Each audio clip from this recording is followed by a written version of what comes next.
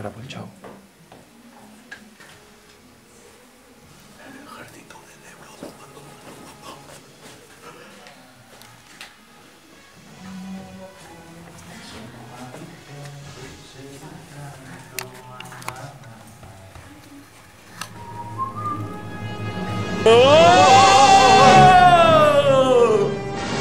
Professor, he decidit documentar els meus viatges. Vaja. Posis aquí. No es preocupi per les paradoxes temporals. A la gent que visito els dic que és... Millor que no sapigueu el que els dic. Bé, així està bé. Avui ens toca viure un capítol força trist. L'estat espanyol estava totalment dividit entre els partidaris i els detractors de la república.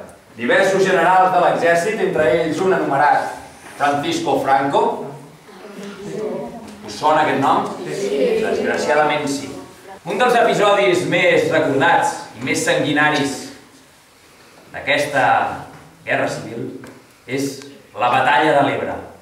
Professor, com deurien patir aquells soldats republicans a l'Ebre?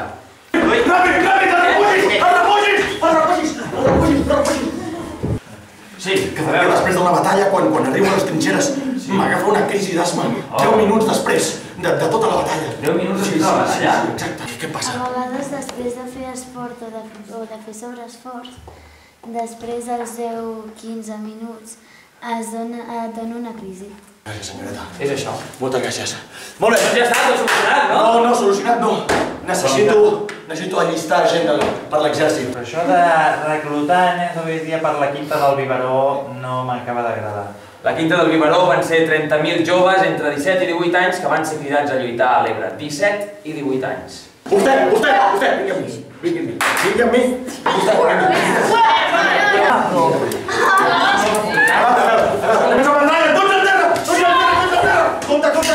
El ejército del Ebro, tumbarum, bararum, bam, bam. El ejército del Ebro, tumbarum, bararum, bam, bam. No pasarán.